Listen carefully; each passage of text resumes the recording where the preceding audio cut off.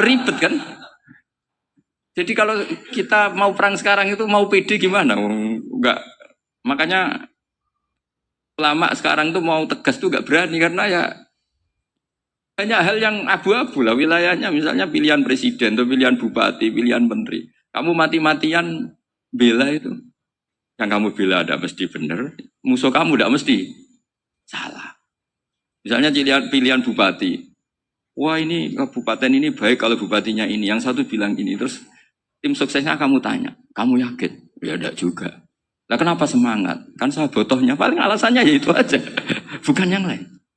Beda dengan zaman Nabi. Nabinya mesti benar. Abu Jahalnya mesti salah. Kan enak aturan mainnya.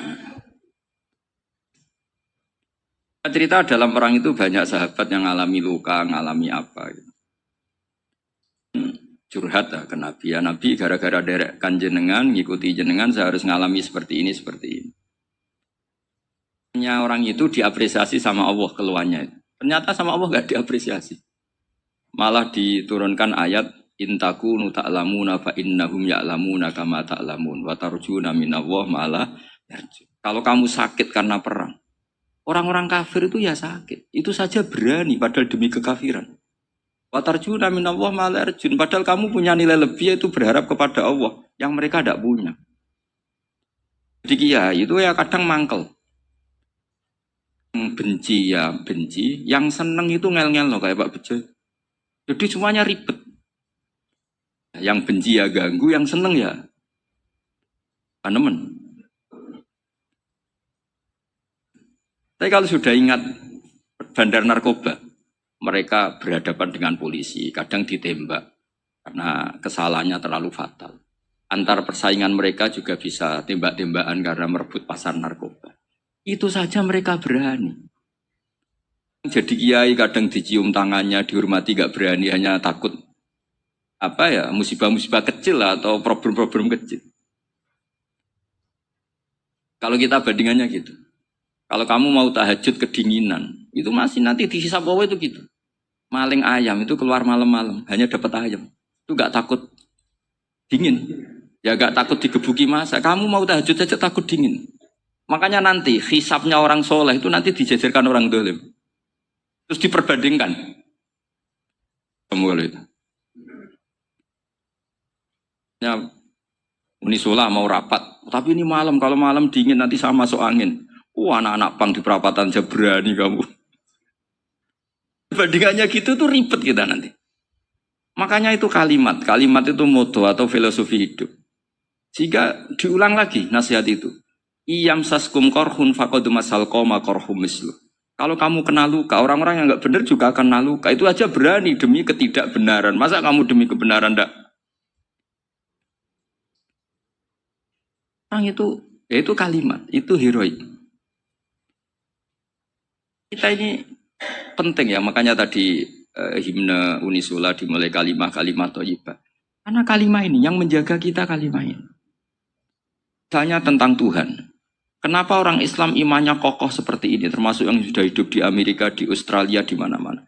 Itu ya barokahnya ajaran atau barokahnya kalimah. Saya sebut kalimah saya pakai bahasa santri. Karena la ilaha illallah itu dalam tradisi santri disebut kalimatu haqqin aliyah nahya wa aliyah namut wa aliyah nub'ats. Ada yang riwayat wa biya nub'ats insyaallah ta'ala minal aminin. Kenapa mereka di mana-mana meskipun sekolah di Amerika, di Australia, bahkan di Uni Soviet tetap mukmin? Itu barokahnya ajaran yang benar. Allah itu siapa? Tuhan. Dasarnya apa? Awal. Dia harus wujud awal sebelum makhluk yang lain. Ketika ada negara yang maju, yang tertib, manajemennya tertib, masyarakatnya makmur. Punya Tuhan yang tidak seperti itu. Tidak awal. Itu sudah gak nyaman. Ndaklah keren Tuhan saya, karena Tuhan saya itu al-awwal, dat yang Tuhan saya keren lah, dat yang gak mati. Yang gak mati, yang gak pernah mengalami kematian. Jika tontonan atau yang dilihat kenikmatan-kenikmatan yang lain ini tidak mengubah dia pendirian tentang Tuhan. Karena mantapnya satu kalimat tadi bahwa Tuhan itu ya harus satu, harus awal, harus tidak mati, tidak rusak, tidak mengalami apa yang membahayakan. Ketika ditawarin Tuhan yang lain, meskipun menjanjikan secara finansial atau kemakmuran, mereka nggak tertarik. Itu coba, itu barokahnya makmur apa barokahnya ajaran? Barokahnya ajaran, sering negara Islam itu kalah makmur dengan mereka, tapi barokahnya ajaran ini, wah, tetap Islam. Makanya Nabi Ibrahim, Nabi yang sukses bikin waja'alaha kalimatam baqiyatan fi akibi. Sehingga kita ini bekti sama orang tua misalnya. Itu ya karena ajaran.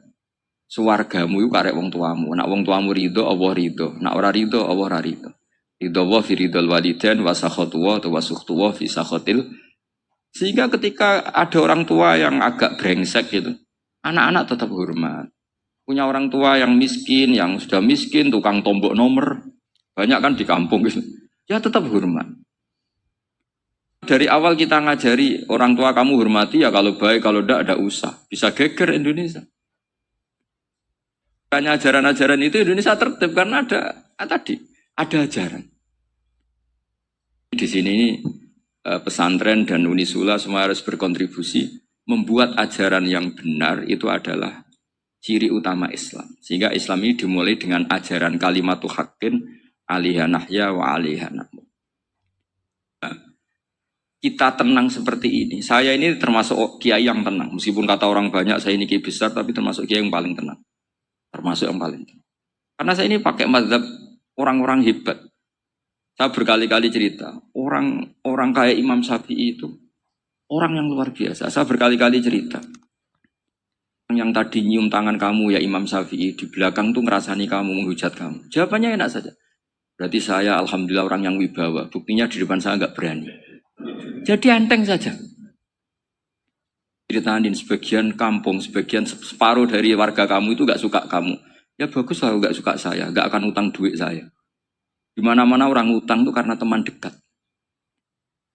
Yang pasti minimal gak utang, gak pinjam mobil, gak pinjam. Berkah mana yang seneng sama yang gede. Jadi dianggap enteng saja. Semua yang dialamin dianggap enteng saja. Punya istri pemarah ya baguslah marahin suami. Kalau marahin tonggo malah ribet. Jadi kamu harus terima kasih kalau dimarahin istri. Baguslah marahin saya mah, kalau marahin tonggo ribet. Enteng saja. Tapi kita sekarang tuh karena nafsu ya, sehingga menghadapi hidup ini ribet. Ulama dulu kalau mau mati itu senengnya bukan main. Sudah lama saya ini ingin gak maksiat. Kayaknya gak maksiat paling efektif itu mati. Ya tidak apa-apa Gusti, kalau sebaiknya mati ya mati aja.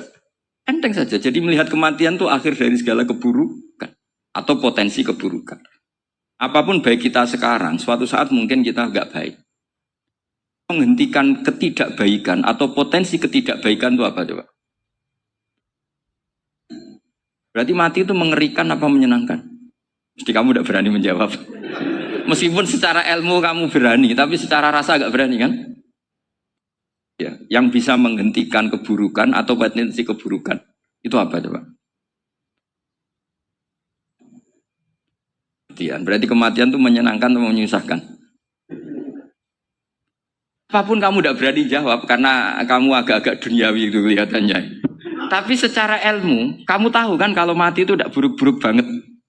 Karena apa? Itu akhir dari segala buruk. Sehingga Nabi ngajarkan kalimat itu begitu luar biasa.